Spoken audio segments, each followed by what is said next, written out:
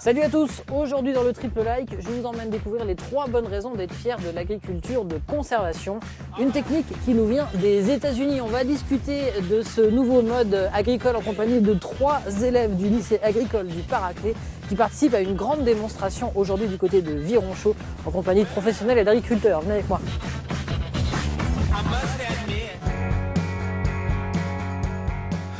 La première bonne raison d'être fier de cette agriculture de conservation, c'est qu'elle va permettre une diminution des carburants et donc du carbone. Pour cela, on va en parler avec Thomas, qui est étudiant au lycée agricole du Paraclet. Qu'est-ce que c'est exactement l'agriculture de conservation? Alors l'agriculture de conservation, c'est principalement remplacer le travail du sol mécanique par l'utilisation des couverts. Et les couverts vont travailler le sol à notre place. Donc c'est une diminution évidente de carburant alors? On estime une baisse de 75% de la consommation. Sur une ferme de 200 hectares, ça peut représenter 13 000 litres de gasoil. Deuxième bonne raison d'être fier de l'agriculture de conservation, c'est qu'elle préserve le paysage, l'environnement et la biodiversité. Et pour cela, on va en parler avec Benjamin. L'objectif pour les vers de terre, ça va être d'avoir un maximum de matière organique morte sur le sol pour permettre justement leur dégradation.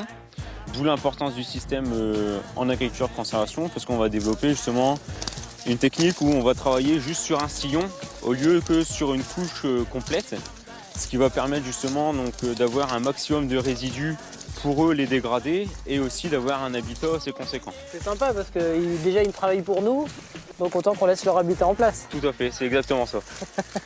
Vous êtes 8 étudiants à participer à une démonstration de cette agriculture, de cette façon de faire du lycée du Paraclet. C'est important de participer à une démonstration comme ça?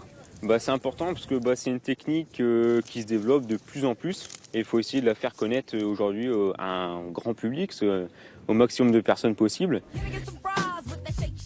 Et ce n'est pas tout, l'agriculture de conservation, ça permet également de limiter l'utilisation d'engrais, les apports d'azote. Et c'est notre 3e bonne raison, c'est Baptiste qui va nous en parler.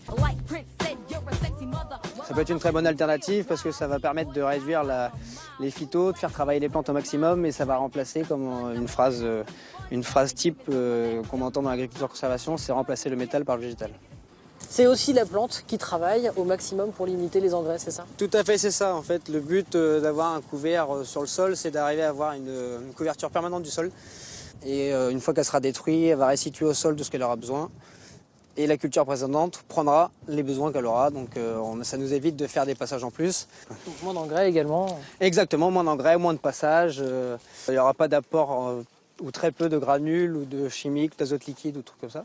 Voilà, économe en engrais, en carburant. Cette agriculture de conservation, c'est peut-être une solution pour l'avenir. Du coup, moi aussi, j'ai commencé à essayer d'innover. Je ne sais pas trop si ça va pousser. Non. Voilà. Les graines sont bien à l'abri. Qu'est-ce que tu fais, Julien? Je fais du semis sous couvert. Mais t'as rien compris. Ah bon? C'est pas ça. Viens, on va te expliquer. Pourquoi? Parce que je les ai mal remis, les couverts, là?